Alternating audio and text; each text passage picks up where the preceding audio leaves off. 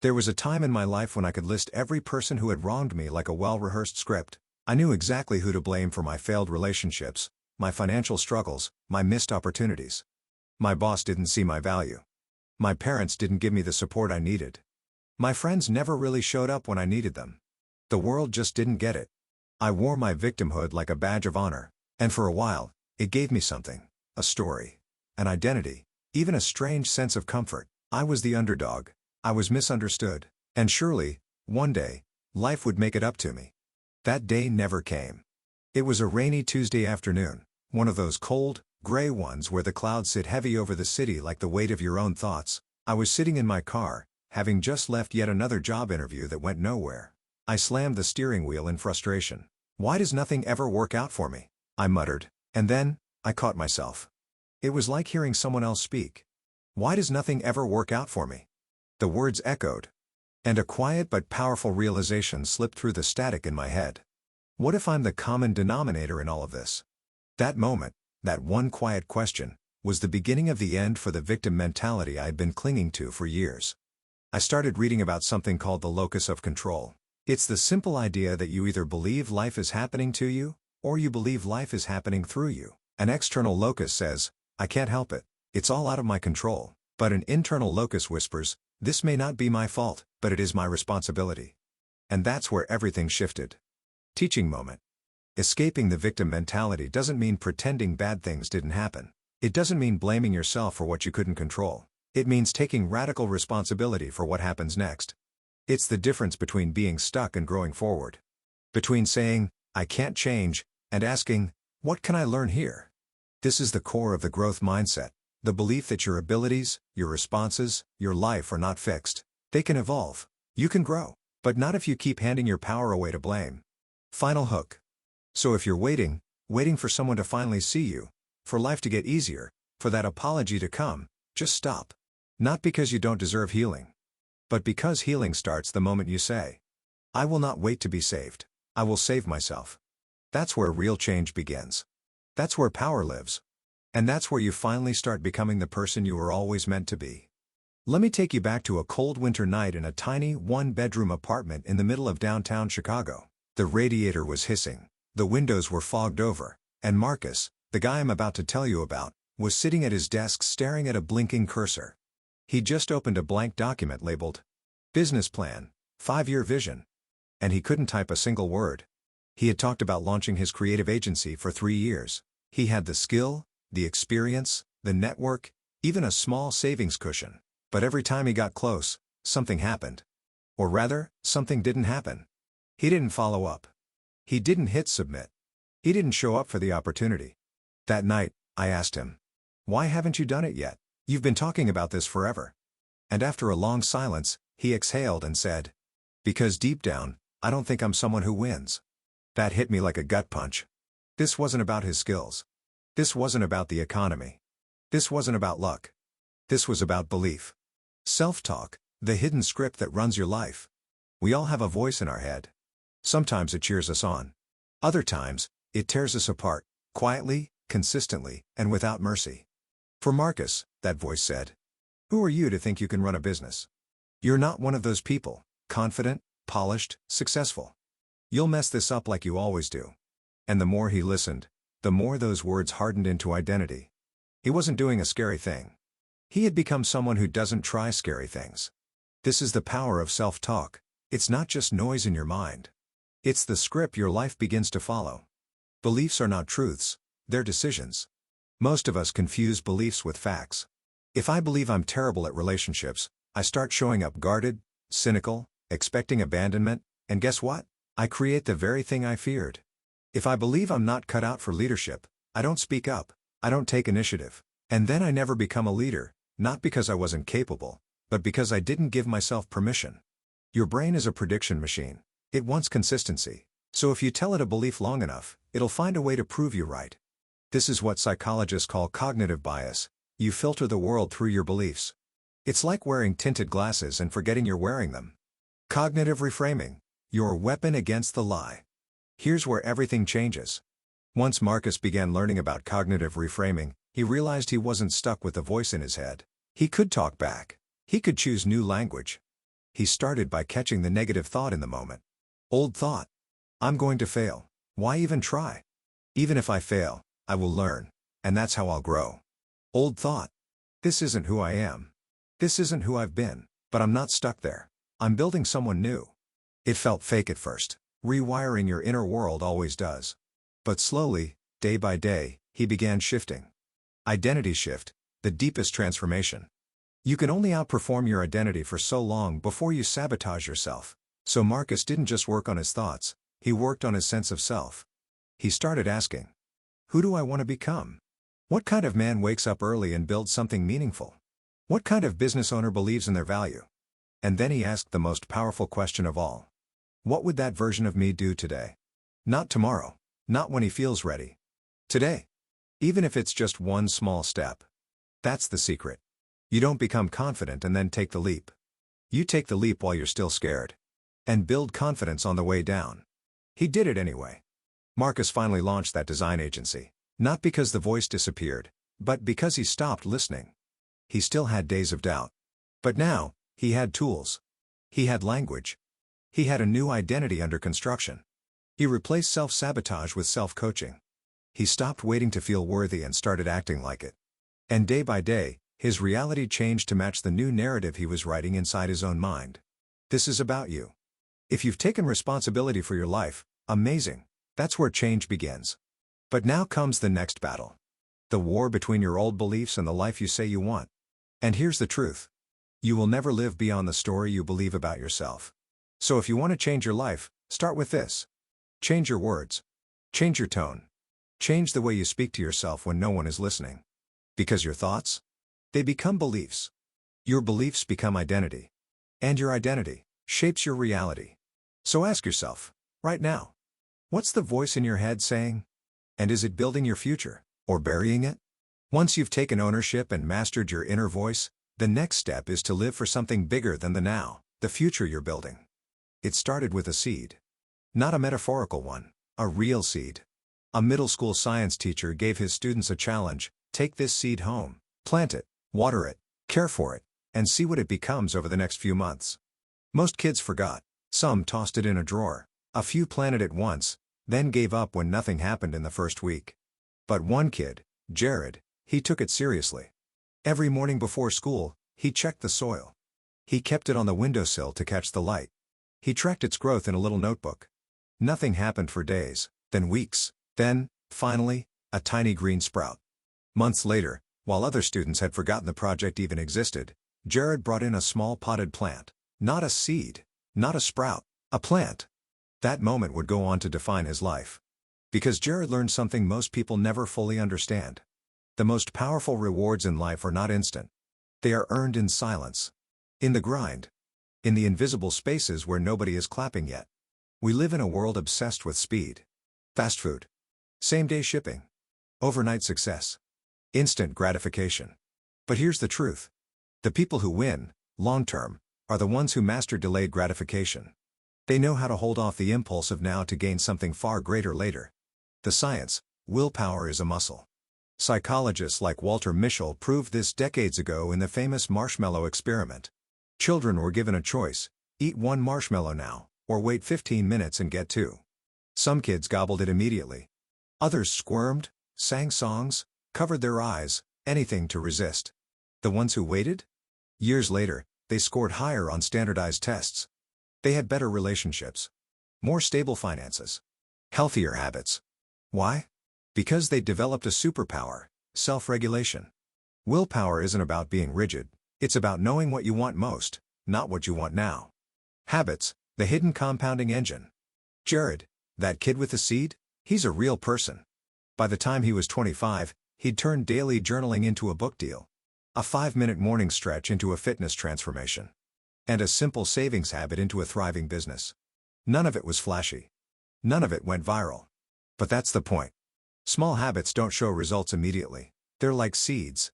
But compound them, and you have a forest. It's easy to dismiss daily choices as no big deal. But 5 extra minutes of reading every day equals 30 books a year. 1 soda a day equals 15 extra pounds in a year.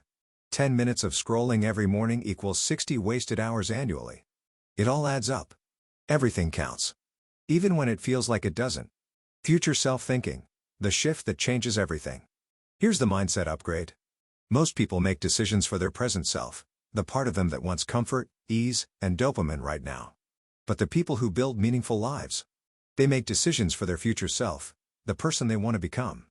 Next time you're tempted to skip the gym, spend recklessly, or procrastinate that project, ask, what would the future version of me want me to do right now? Imagine your future self as someone watching from the sidelines, cheering you on, desperately hoping you choose the long game. That's where real self-respect is born. Not in how you feel in the moment, but in how you protect your future moments. Back to the seed. Today, Jared runs a wellness company. He still plants seeds, literally and metaphorically. He'll tell you, none of his success came from one big decision. It came from tiny, daily, almost invisible acts of discipline. And here's what's wild.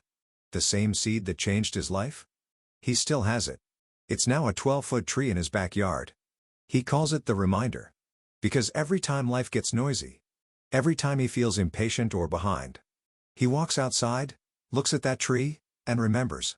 This all started with something small, something I couldn't even see growing at first, but I kept showing up anyway. If you want something extraordinary, stop asking how fast you can get it. Start asking, am I planting anything worth waiting for? Because real success doesn't come from hacks. It comes from habits, from invisible effort, from the courage to delay the reward, and trust the process. The future is already being built by what you're doing today. So the question is, are you planting trees or just chasing marshmallows? Motivation is fleeting. Discipline is the engine that sustains your growth. If you wait to feel like it, you'll never become who you're meant to be. It was raining that morning. Not metaphorically, literally. Dark, gray skies. The kind of cold that seeps into your bones. I had gone to bed late, slept through my alarm. My body ached, my mind was foggy, and everything in me screamed, just skip today. No one will know. You've earned a break. I stared at my journal. At the empty gym bag. At the to-do list I didn't want to touch. And then I did the thing that changed everything. I got up anyway. The lie, you just need motivation. We live in a culture obsessed with motivation. Instagram quotes, gym reels, TED Talks. Everybody's chasing that lightning bolt of inspiration. But here's the raw truth. Motivation is a mood, discipline is a muscle. And if your life is built on mood, your future is held hostage by how you feel today. I used to think I needed to feel ready to do hard things. Now I know. I just need to decide. The science, why discipline works. Habits greater than emotions. Neuroscience shows that once something becomes a habit, it moves from the decision-making part of your brain, the prefrontal cortex, to the automatic part, the basal ganglia. Translation? When you build a habit, you don't need to feel like doing it, you just do it. That's why brushing your teeth every morning doesn't require motivation. It's why elite athletes train even on their worst days. It's not about hype, it's about systems. Dopamine detox, reclaim your focus. Most people are addicted to the next dopamine hit, scrolling, snacks, short videos, likes. And because their brain is wired for instant pleasure, it resists long-term investment. Discipline is the antidote. It's saying no to the easy now in service of the extraordinary later. And when you step away from constant stimulation, you begin to feel again, to choose again. You recover your ability to focus, to delay, to build something real. Systems over goals. Goals are helpful, but let's be real, goals are intentions. Systems are what create outcomes. Goal, I want to get fit. System, I go to the gym Monday, Wednesday, Friday, no matter what. Goal, I want to write a book. System, I write 500 words every morning, before checking my phone. Goals give direction. Systems build the road.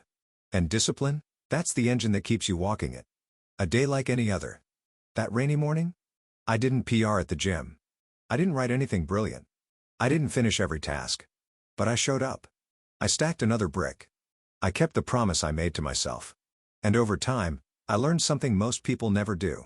Discipline isn't a punishment, it's a passport. Not restriction, freedom. Freedom from the chaos of feelings. Freedom from the loop of starting over. Freedom from the regret of what could have been. The choice you'll face every day. You'll have thousands of days in your life where you don't feel like it. You'll be tired, angry, uninspired, lost. And those moments? That's where the real ones are made. Not when it's easy. But when it's hard, and you show up anyway. Because the people who win are not the most talented. They are not the most inspired. They are the most disciplined. So tomorrow, or maybe even later today, you'll hear it again. Not today. You're too tired. Just skip it. That voice will sound convincing, comforting, rational. But you'll know the truth. And if you listen closely, underneath the noise, you'll hear another voice. Quiet, but unwavering. It will say, do it anyway. Stack the brick. Keep your promise. And when you listen to that voice, that's when everything changes. Because discipline isn't about the task. It's about becoming the person who does what needs to be done, no matter what. And that person is free. It's not about just surviving the chaos, it's about growing stronger because of it. It was the kind of week that could break anyone. Everything I relied on seemed to fall apart at once. My job was on the line, a close relationship frayed, and then out of nowhere, a health scare sent me reeling. The chaos wasn't coming in waves, it was a relentless storm. I remember sitting alone in the dark, feeling overwhelmed, exhausted, utterly defeated. I asked myself, how do I get through this? How do I not just survive, but come out better? And then, something shifted. The secret of anti-fragility. Most people think resilience is about bouncing back, like a rubber band snapping to its original shape after being stretched. But anti-fragility? It's something else entirely. Anti-fragility means you don't just bounce back. You grow stronger because of the stress. You use the chaos as fuel, as fertilizer for your growth. Nassim Nicholas Taleb calls this concept anti-fragile. Think of muscles tearing during a workout, painful in the moment, but stronger when healed. Stoic practices: control what you can, accept what you can't. The Stoics taught that we cannot control external events, but we can control our response. When I was overwhelmed, I started practicing negative visualization, imagining worst-case scenarios to reduce fear. Mindful acceptance, acknowledging feelings without resistance. Focus on action, choosing what I can do next, rather than drowning in what I can't change. These weren't just mental tricks, they rewired my mindset from victim to warrior. Resilience isn't enough, you need growth. Resilience says, I'll survive this. Anti-fragility says, I'll use this to thrive. I began to see every challenge as an opportunity to learn. Did a project fail? Then that's data for the next attempt. Did a relationship end? That's space to build stronger boundaries and self-love. Did I feel fear or pain? That's a signal to strengthen my inner compass. Using adversity as fuel. Here's the paradox. The very things that threaten to break us can become the very things that make us. That health scare? It became the wake-up call to prioritize my well-being. The job uncertainty? It forced me to develop skills I never would have otherwise. The broken relationship? It taught me empathy, patience, and the courage to be authentic. In chaos, I found clarity. In hardship, I found power. The transformation, from fragile to anti-fragile. When the storm finally passed, I wasn't the same person. I was stronger, wiser, more fearless. I didn't just survive the chaos, I thrived in it. And that's the evolution. To become anti-fragile is to embrace hardship as the soil in which your greatest self grows. Think about your own life. What storms are you facing right now? How might you use that storm to build something better? What would it look like if you didn't just bounce back, but bounced forward? Remember, every setback is a setup for a comeback. Every challenge is a chance to evolve. Your growth lies not in avoiding hardship, but in learning how to thrive because of it. The 5 mindset shifts that transform your life. Escaping the victim mentality, take radical responsibility, own your story, and reclaim your power.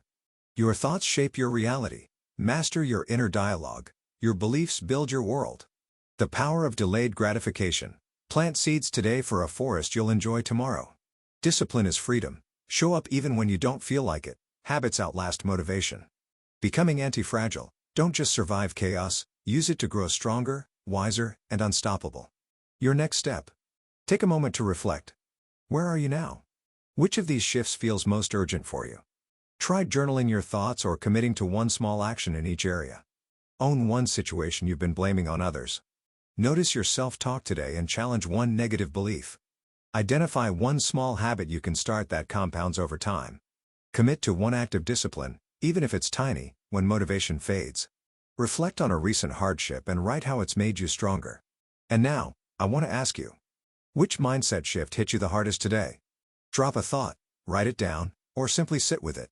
Because growth starts when awareness meets action. Your journey is waiting. Will you take the next step?